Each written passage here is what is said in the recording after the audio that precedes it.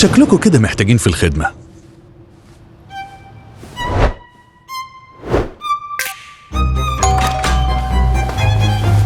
حمل تطبيق في الخدمة وانسى الحر شوية.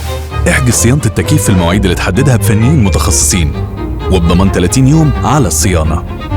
عايز تصلح أي حاجة في البيت؟ احنا في الخدمة.